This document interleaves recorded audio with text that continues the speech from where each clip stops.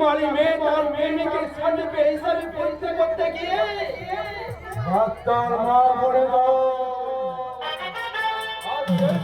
যখন ওই কথাটা জানতে পারে তখন ওই প্রেমিক সেই কুমারী মায়ের উপরে পড়ল।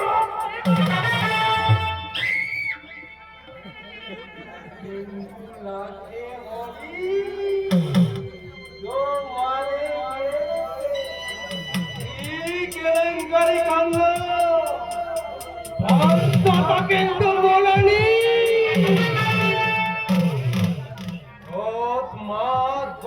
দিন বাচ্চাটা মায়ের পেটের ভিতর অসুস্থ যন্ত্রণা আর পুত্র পেটে পেটে একদিন ঘোর অমাবস্যার অন্ধকারে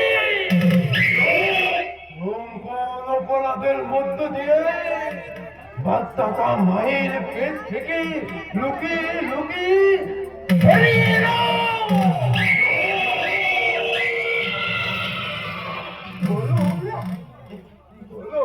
বাচ্চাটা ঠিক মতো চালাতে পারে না, বলতে গেলে তারা তার বুক দুর্বল করে তারা দিনটা আজকে যায়। বলুন তো বাবু মশাইরা, বলুন তো কেমনের সেই ছোট্ট বাচ্চাটাকে পারলেন না তো? পারবেন কি করে?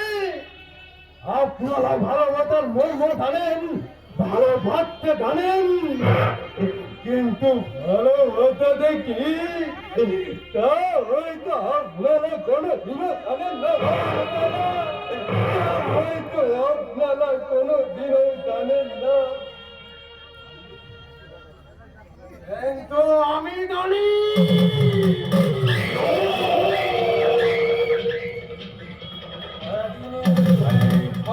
ভাতটা হলাম আমি জানি।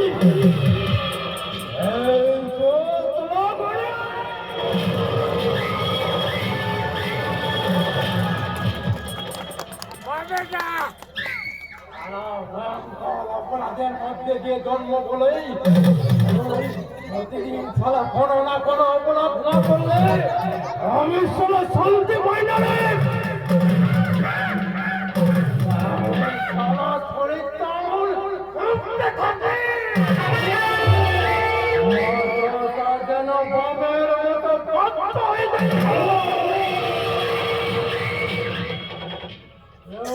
ঝপের বস্তা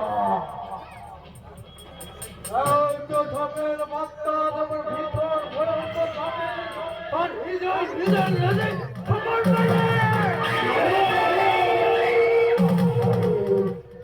আমি সারা প্রচন্ড না করলে এই মাথার অনুভূত করে আমায় বলে তুই অপরাধ কর, তুই অপরাধ কর।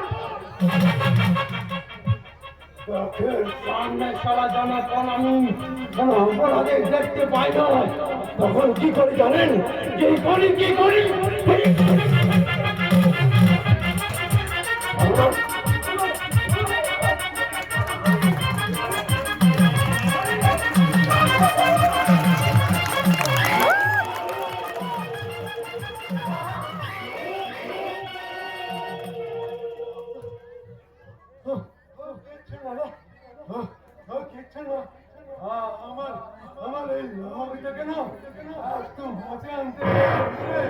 এখন বল আমার শ্রীকণ্ঠকে তোরা বদাম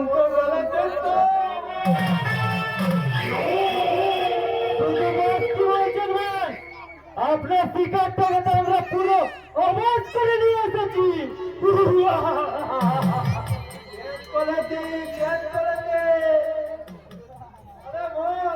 কেমন করে তোরা কি করেছি শুনতে যাওয়ার মতো ভালো লাগবে, বলে না। তবে বল আর একটু দেরি হলে জাল ফেলার আগে কিন্তু পাখি ফুলেট করে উড়ে যেত। ওই সারা ফুলুতার বাচ্চা কি হলে কি হতো সেটা আমি জানতে চাইনি রে। কি হয়েছে সেটাই আমাকে খুলে বল। বলছি শুনেছি মালটা তো তার নতুন বিয়ে করা বউটাকে নিয়ে মুম্বাই যাওয়ার জন্য। এই এই কি বলে নতুন বিয়ে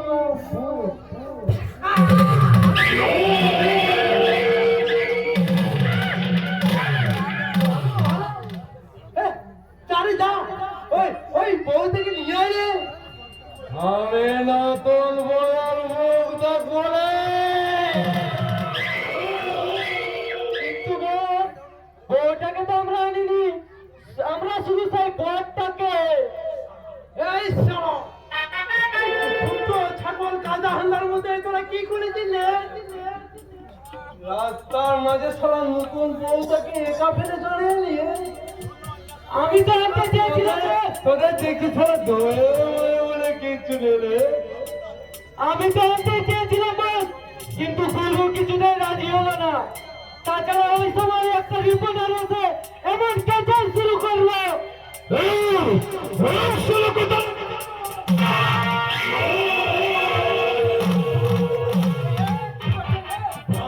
মতো বকবাস করবি না ভন সব বলতে কেন ভালো হইনি নইলে সব টাকা ওদের মেলাই করবো।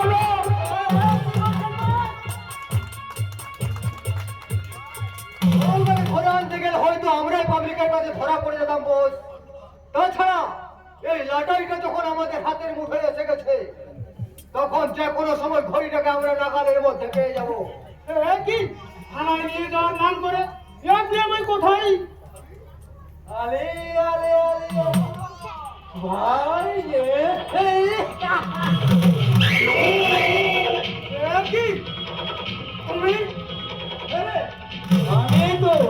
আমি তো তোর বড় ভাই রে।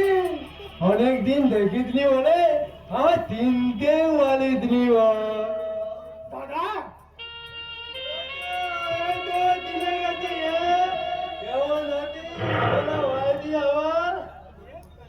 কতদিন বলে আমাদের দেখা ভালো হাতের তো ধন্যবাদ আমার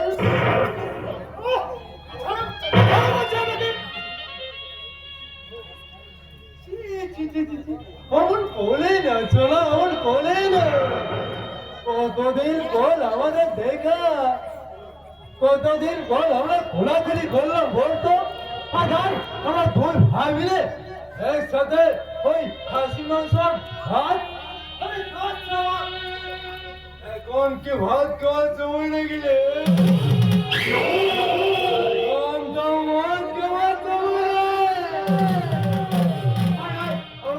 দুই ভাই মিলে একসাথে খাসি মাংস ভাত খাবো বিনাকি মাল খাবো না বিনাকি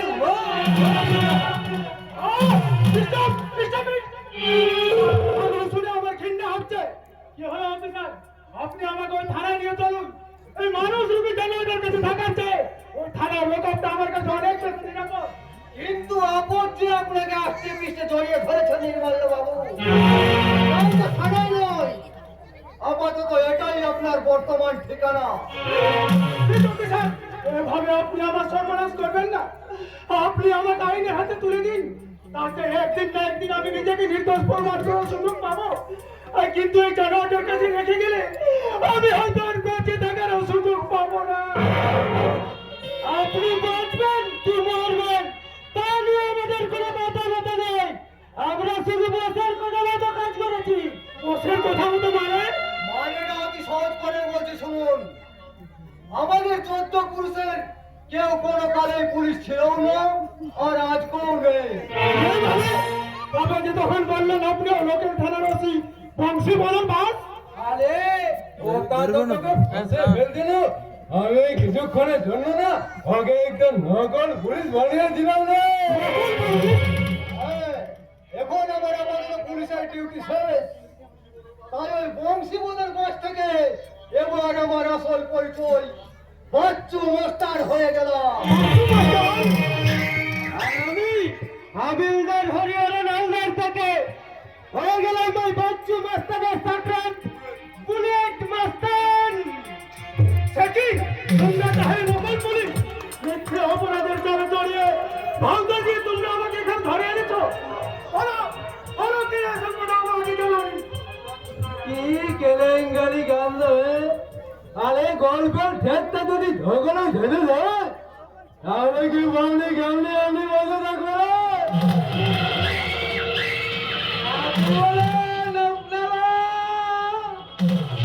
তুমি ভুল করছো আর তোমার এই ভুলের জালে জড়িয়ে আজকে যে অপরাধ করতে হয়েছে আর এই সাদাটা এক্ষুনি থানায় চললাম। আরে রোকো তোমার কি মনে হয় যাকে এত দিমাগ লাগিয়ে এত নাটক করে ফাঁদে ফেলে তুলে এনেছি তাকে এত সহজেই এই ফান থেকে বেরিয়ে যেতে দেবো? তারা এখান থেকে আর একটা বেরোনোর চেষ্টা করলে তোর পা দুটো ভেঙে ফেলে রেখে দেবো এখানে। কেন কত টাকা তোমরা ওর কাছে নিজেকে বিক্রি করেছো তার 2 গুণ টাকা আমি তোমাদেরকে দেবো। তোমরা শুধু আমাকে এখান থেকে বেরিয়ে যেতে দাও। এই বাচ্চু মাস্টাররা গুন্ডা মাস্টার হতে পারে কিন্তু কখনোই তারা তোমার জবান বিক্রি করে না। আর বসকে যখন আমরা জবান দিয়েছি তার জন্য আমরা জান দিয়ে দেবো, তবু বেইমান করতে পারবে না। কিন্তু কেন তোমাদের কি বিবেক বলে কিচ্ছু নেই? মনুষ্যত্ব কি মরে গেছে তোমাদের? সামান্য কিছু টাকার লোভে একজন মানুষের এত বড় ক্ষতি করতে তোমাদের বিবেকে পাচ্ছে না? পাচ্ছে না,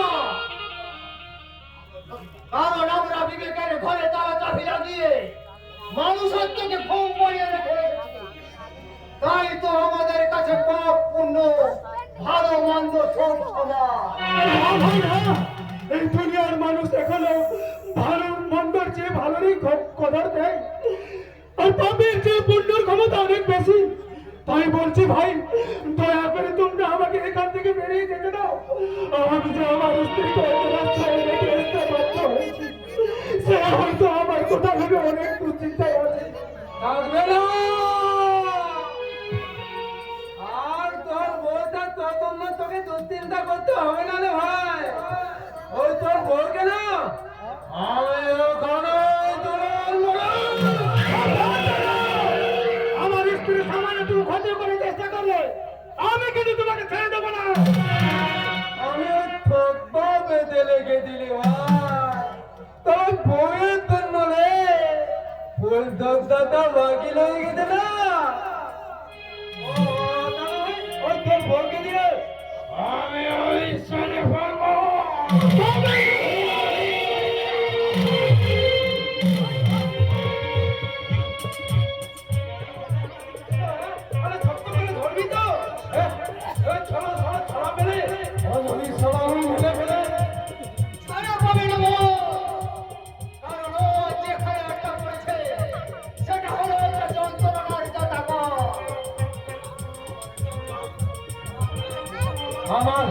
আমার এই রাজ আমার মতো একটা বিকলাঙ্গ ছেলেকে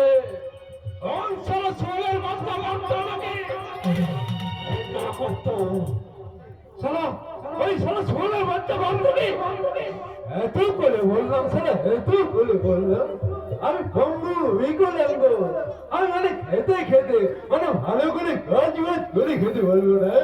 আর তোমার পুরো সম্পত্তিটা আমাকেই দিয়ে দাও। কিন্তু সারা সোনার বাচ্চা মানতো আমার কোনো কথা শুনল না। একটা সম্পত্তি ছাড়া এই ভাইটার নামে লিখে দিলাম। চুরি করে এখানে নিয়ে পালিয়ে এসেছো আর সেই দলিলটাতে একটা সই করিয়ে দেওয়ার জন্যই তো আজ তোকে আমি এখানে ডেকে এনেছি।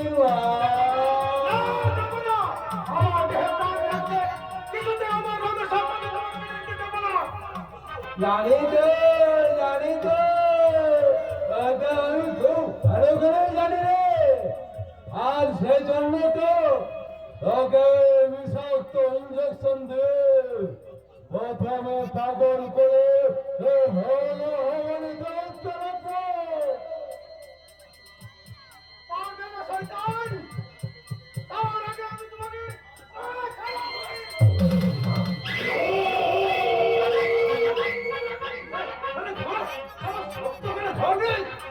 মিলে ফেলে যদি আমাকে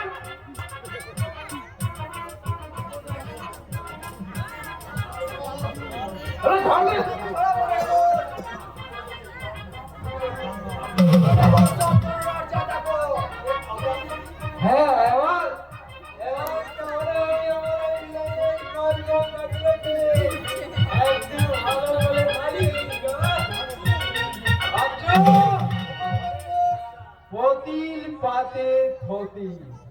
মানে এর পথের সুন্দর বৌদ্ধ না থাকলে এর পূর্ণ হবে না রে বাচ্চা। আর আমারও সারা রোগের চলো কোনো পূর্ণ হবে না। তাই তুমি ওই ফেলে বলে ধরতে বসে না, এর বউটা কোথায় হাতে কাজ করবে ভেজেছে ওই যেটা উদয় বার করে আনবে, বুঝলে?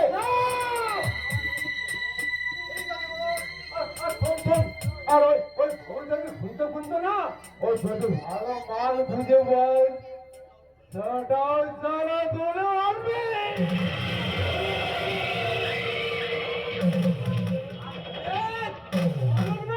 আজ থেকে তুমি ডাক্তার হয়ে না